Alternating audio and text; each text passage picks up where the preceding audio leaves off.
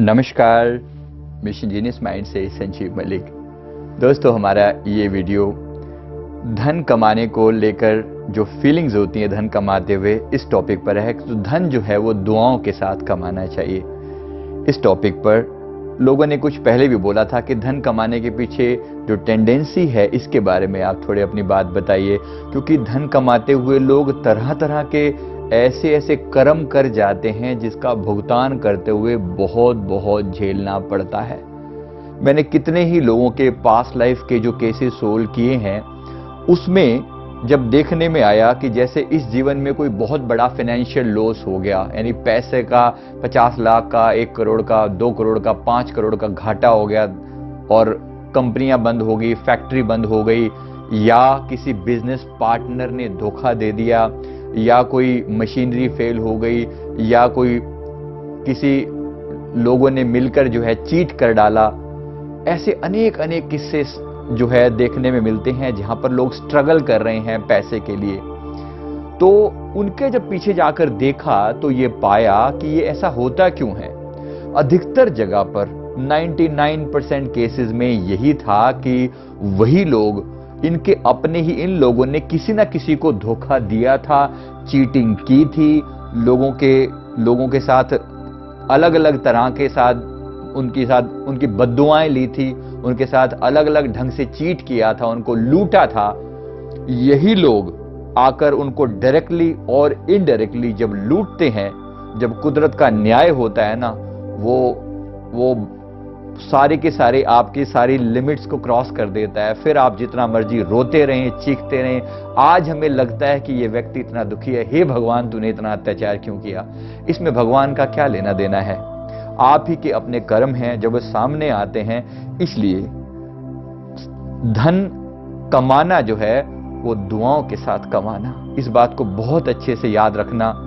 धन कमाया हुआ साथ नहीं याद आएगा, धन कितना कमाया ये साथ नहीं जाएगा, कैसे कमाया ये साथ जरूर जाएगा। और बड़े मुश्किल हिसाब किताब होते हैं। जाने अनजाने किसी को चीट मत करना, किसी को धोखा मत देना।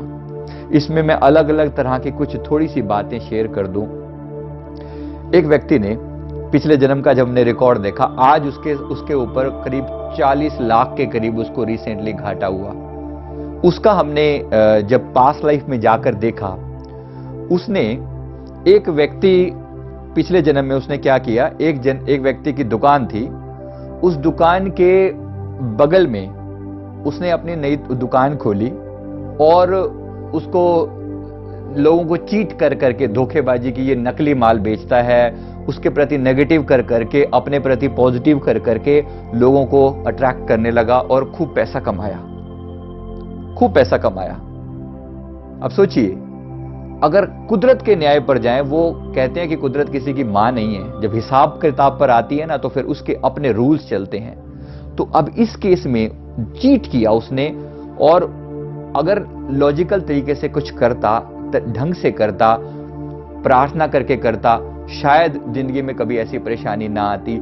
लेकिन धोखा देके लोगों को उसके बारे में बरगला कर, नेगेटिव बोलकर और अपने प्रति फेवरेबल करने ना। देखिए, आप अपनी लकीर को बढ़ा सकते हैं लेकिन दूसरे की लकीर को घटा नहीं सकते। अगर दूसरों की तरफ कुछ भी नेगेटिव कर रहे हैं तो आपको उसका भुगतान करना पड़ेगा।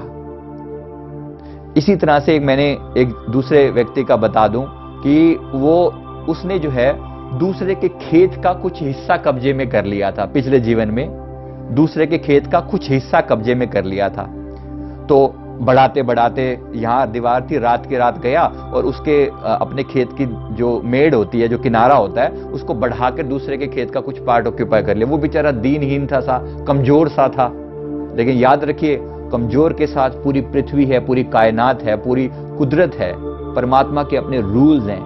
उसके लिए कोई छोटा या बड़ा नहीं है। उसको धोखा दे देकर एक समय आया, उसका पूरा खेत ही हड़प डाला। वो बेचारा कमजोर सा था, वीक सा था। और जब आज उसकी जो हालत है उस व्यक्ति की, उसकी सारी फैक्ट्री बंद हो गई, उसकी सारे, एक समय आने पर बहुत चल रहा था, चली एक समय तक, और आज जब मेरे पास आया तो उस समय तक उसकी पूरी फैक्ट्री बंद हो चुकी थी, उसकी गोडाउन पे ताला लग चुका था, उसके ऊपर लाखों का कर्जा था लोगों का और करोड़ों का कर्जा था सरकार का। बैंक पीछे पड़े हुए थे, बार बार सुसाइड कर लूंगा, सुसाइड कर लूंगा, सुसाइड कर लूंगा। अब सुसाइड कर लेगा तो अब क्या कर लेगा? अब तुम क्या निकाल लोगे? अब सुसाइड करके ये तो फिर एक और अपने आप से आप धोखा कर रहे हो, अपने शरीर से भी धोखा कर रहे हो, फिर बुरी तरह से फंसोगे। इस बात को अच्छे से समझ लीजिए दोस्तों। सिर्फ ये बातें समझाने का मकसद यही था कि धन जो है वो दुआओं के साथ कमाया जाए, गलती से भी किसी का दिल ना दुखे, हमारे कारण इतनी सी भी पीड़ा किसी को अगर हुई ना, उतना भी हिसाब देना पड़ेगा। मैंने एक दूसरे वीडियो में बताया था, एक बार फिर रिपीट कर रहा हूं अपनी बात को। किसी जन्म में मैंने एक भिखारी की तरफ घूर के देखा था, सिर्फ घूर के देखा था, कुछ कहा नहीं। मैं किसी व्यक्ति से बात कर रहा था, ये भिखारी मेरी तरफ देख के पैसे मांगने के लिए, कुछ मांगने के लिए कर रहा। मैंने इसको थोड़ा पहले इशारा किया कि मैं बिजी हूं, मेरी तरफ मतलब मैं नहीं दे सकता। तो मैं 2-3 बार जब उसने ऐसा किया तो मैंने घूर की तरफ उसकी तरफ ऐसे देखा। इस बात के लिए भी मुझे ऊपर जब मेरा लाइफ रिव्यू हुआ, एस्ट्रल वर्ल्ड में जाकर, स्पिरिट वर्ल्ड में जाकर जब मेरा लाइफ रिव्यू हुआ, तो मुझे वहां पर इसके लिए भी बोला गया कि तुम्हें घूर कभी क्यों देखा? तुम्हें हाथ जोड़ देने चाहिए थे अगर तुम दे नहीं सकते थे तो। कुदरत के अपने नियम हैं, इसको अच्छे से समझ लीजिएगा।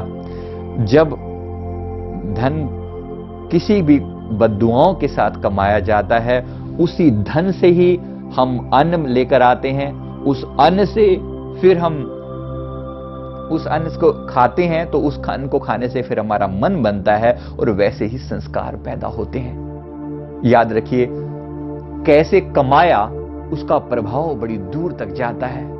हम सुनते हैं ना कि चोरी का माल मोरी में, इसका मतलब यह है कि चोरी से अगर किसी भी बेतरतीब से किसी को भी धोखा और चीट करके अगर कमाया हुआ पैसा होगा, तो वो कहीं ना कहीं आपका वेस्ट जाएगा। न केवल अभी वेस्ट जा सकता है, बल्कि आगे भी आपको उसकी बड़ी प्रताड़ना झेलनी पड़ सकती है। Be careful, be careful. धन कितना कमाया साथ नहीं जाएगा, कैसे कमाया साथ जरूर जाएगा। मैं उम्मीद करता हूं छोटे से वीडियो ने आपको जरूर इंसाइट दी होगी, समझ दी होगी।